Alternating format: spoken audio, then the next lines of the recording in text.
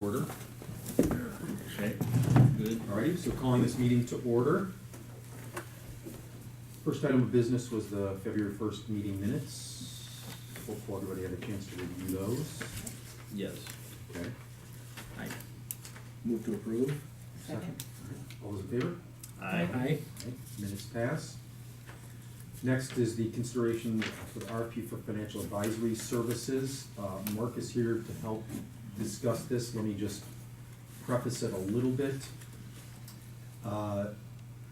In our previous conversations, we had talked about the fact that the sort of the CDA has, independent responsibilities, and my thinking was we would need to do our own process with respect to this after conversations with village staff.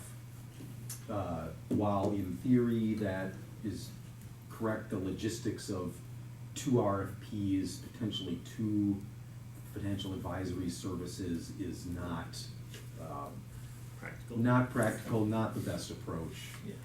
Which I was too much in theory, I think, thinking of trying to make sure we fulfill our independent responsibilities, which I still think we can do. So staff really is recommending one RFP and ultimately a selection of one financial advisory firm for the village and for the CDA. I think that's the right approach, again, given staff's feedback that, this falls on them significantly to work with that firm to manage the process. And so, we will be involved in the RFP process, we will have a voice in that process. So, we're jointly doing it, I think, with the village board, so I am fine moving forward with one RFP and ultimately a selection of one financial advisory firm. Does that kind of accurately reflect Yeah, I the think approach so. we want to take? Yeah. Okay. Can I ask a quick question? Yeah. I don't think this is the case, but I just wanna ask the question. Is there any situation in which the village's interest and the CDA's interest would be different such that we Right. would want the advisor, we'd want a separate engagement for the firm, or separate firms? Two things on that, I would say. I think that's clearly an exception to the rule, and if it were to arise, I think we would then address it at that time. It's not, would we at that point then need to maybe engage another firm to help Look at provide a an specific independent? issue Yeah, or something but like if there, that? I think it would be issue specific. There would be an issue specific, yeah. It would be, yeah. Yeah, I And guess- so I think to implement multiple, in the rare occurrence that might happen, I would say if that does, we would have the obligation to make a decision as to whether we would need to have an independent advisory firm help us in that. So for the exception, we would hire someone else. We don't We think would the exception consider would- that, I would think, we would definitely, is the potential conflict overriding, and if we felt it was, then I would say we would Yeah. have a discussion and consider the use of it. I can't even just, Yeah, I mean, and then. I can't even really think of a situation where that would occur, but, because Yeah. usually, a lot of the analytics on the CDA's end is prospective development agreements where you're looking at, analyzing projects and stuff like that, and you're Yeah. usually cross-analyzing their consultants versus ours, and then the CDA moves with a recommendation to the village board, and I don't,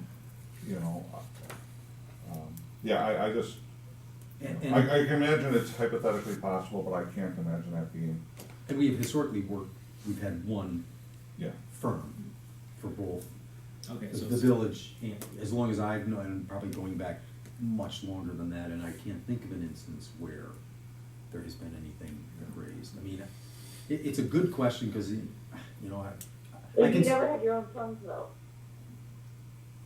right? True. So the question I had was, and Mark, maybe you have the answer, I asked Rebecca to ask. Do we need like some sort of MOU because, or both parties signing the contract? Well, we have an existing MOU with the CDA and the village.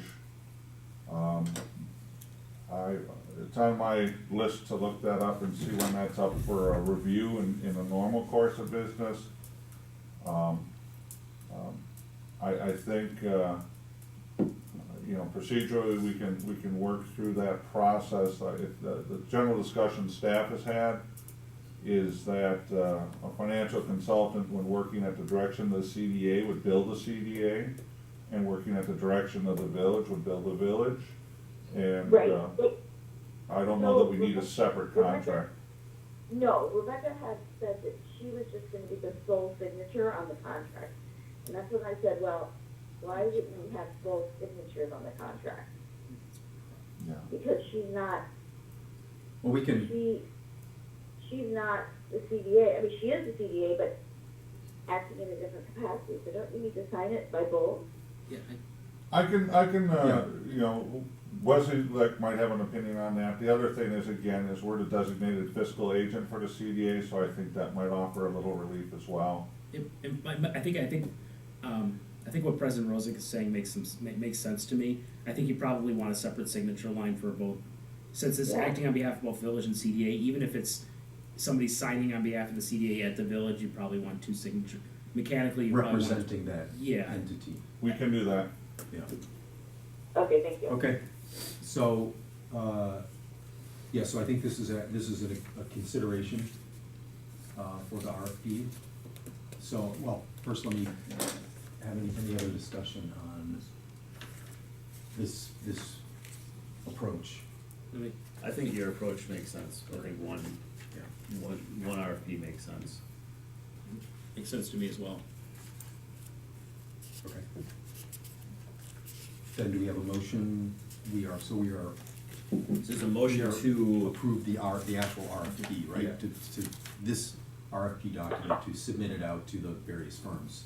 Okay, I move to approve the RFP for financial advisor services and the review team of budget and finance committee chair or designee, CDA chair or designee, village manager and finance director.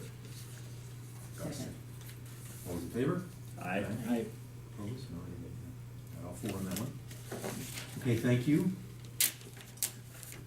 Yeah, okay, next, item 4, consider the consultant for the parking transportation study.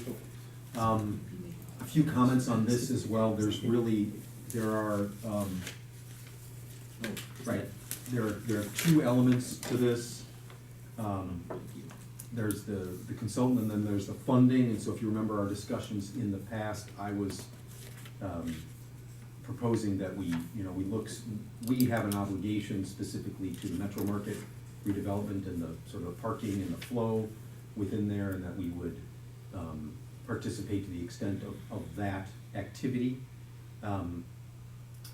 In being part of this RFP process, to review the firms, clearly the commercial district, the commercial corridor is a critical part of any transportation and parking study. That's where a lot of the activity happens, and where I think our challenges and opportunities for improvement are. So I think we should factor that in. I think also,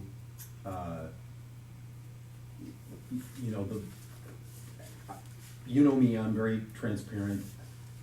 I have to be honest with the group and say, I think the way this came to us, I was disappointed a little bit in the way this came to us, kind of as, I felt like it was an expectation, and it kind of came, I was hopeful the communication method might have been a little bit different from the village board to the CDA about participation in this.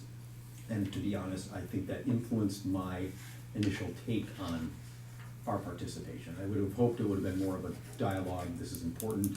We're hearing this a lot from our constituents. It's a critical issue for the village. We would like the CDA to participate. We think it's important. Again, in the end, I think that's semantics, but I'm just telling you, I think I maybe reacted to that, and so having time to think about it. Well, I guess the other thing is the village only has so much money to apply to this, and I think ultimately the village board is asking for our assistance to be able to do this. In talking to village residents, in talking to board members, this is an important topic that is being talked about a lot by residents. They really want to investigate this, identify solutions, and so again, I am hearing that. I think Leslie's hearing that. I think President Rozak is. I think Jessica is, so I'm comfortable making the recommendation that we participate at the requested $30,000 level. I think that makes sense in terms of where the focus of the study is likely to be at least. So again, the total cost is about $90,000, so you can definitely make the argument that 30% of the study is gonna be with respect to the commercial district, so I think it makes sense that we participate there. We have money that's sort of generally set aside, that I think this is a legitimate use of that money.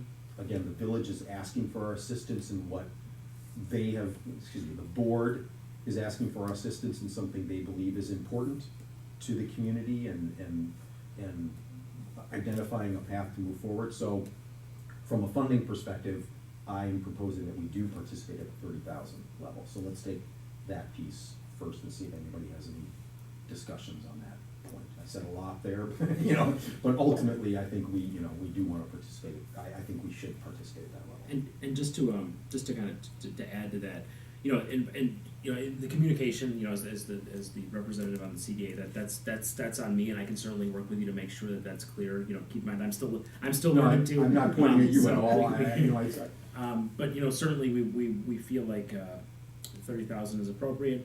It is something that we hear from our constituents quite a bit. I've been in the community a lot over the past couple of weeks, particularly talking to residents, and it's something that Yep. keeps coming back. Yes. So this is something that's important to the village, and I think is going to drive a lot of recommendations going forward around parking, around transportation. So I fully support that level of participation. And again, in terms of communication between the board and the CDA, part of my job is to make sure that there's strong communication there, and I'll certainly take that feedback and make sure that when we're requesting something for you, the lines of communication are very much open, and there's a true back and forth. But I think we're on the same page here. That's the good news, and I think that I'm very comfortable with the recommendation that we're making of the firm to That do is, this. yeah. So. And can I just chime in 1 second? I also, Peter, being part of that process, there were 4 of us who did the reviews of the RFPs and then also did the interviews. And if you listen to the firms, they focus on the downtown, the business corridor. That the real focus on transportation and parking ended up being in what they call the downtown, what we call our business corridor. So it was definitely clear through the consultant presentations that that's where a majority of the recommendations are going to lie. The Yep. transportation flow as well as parking, and I wanted to add not just the residents that are calling for this, it's small businesses. Yes, So yeah. especially north Oakland Avenue, where parking is much tighter. Yeah, that's a really good point. I would say, excuse me, this is John. I agree, we should probably, we need to participate in the study, so I don't necessarily have an issue with that. Mhm. I have some questions and overall issues that really aren't under our umbrella, I guess, more as a resident, about, why we're doing this, what we're gonna do with it when it's done. Are we gonna take recommendations or ignore them if we just don't like them? Those are my concerns as Yep. both a constituent. You have and- you have process concerns, and I think that's Yeah, fair. right, I We'll mean- make sure you're in the meetings. And unfortunately, I don't have enough time in my day to sit Yes. in on all the, committee meetings and board meetings and things like that, but as many people as are concerned about parking, I also have friends and family and other people who think spending the money is not a good idea. So, there's both sides There to the issue, but I think in this case, I would have to recommend too that we participate and hopefully some good things come of it. And we'll That's talk my about that. concern, is that not much is gonna come from it, Yes. but we'll see. Yep. Yes. Fair enough. And Peter, you're gonna have, the CDA is gonna have a rep like on the tech committee and focus groups, and maybe John Kraus would be a good person to recommend from CDA so that he gets those concerns voiced. Sure. Yeah, we can talk about that, yeah. Yeah, I'm happy to be involved and to Right. be a, whatever, Yeah. sounding board or just a participant. I mean, I'm interested in the process and and topic, Yes. for sure. Yep. Cause it is important. Yep. So yeah, I'd be interested in that. Yeah, and once we get to the second part, which is looking at the consultants, the four of us learned a ton just looking at the scopes of what was presented, from the bidding process. And so I think that'll help a lot too, John. Yeah, right. Do you have any comments? No, I'm on board. Okay. Should we take this? I would Should I separate, address? separate would be great. Separate would be great. Yeah. All right, then, Clear. do I have a motion to, is there a motion in there? I believe it's formally participate at the $30,000 level in the parking and transportation That's what I'd study. be looking for, correct, the motion of the amount. Yeah, I will move to, that the CDA participate at the $30,000 requested level by the board for the parking study. And transportation. And Yeah. parking and transportation study. Got a second? Okay. Second. All those in favor? Aye. Now, the second component, and actually to me, this is a little more challenging, I think, I guess for the two of you. So the other thing we need to do is approve the selection of the consultant. And so, President Rozak, Trustee Warren, Bart, myself participated in the review of the RFPs. We met with the three finalists yesterday, and fairly quickly came to a conclusion of the recommended firm. And so, That's good, yeah. Bart has done a fantastic job of really trying to, because one of the challenges is things just go on forever and take forever, and he has really kept us on task to keep this moving forward. Monday is the board meeting, I believe, where this needs to be recommended as well, so we need the CDA's participation. Neither of you have been involved in this process, so I am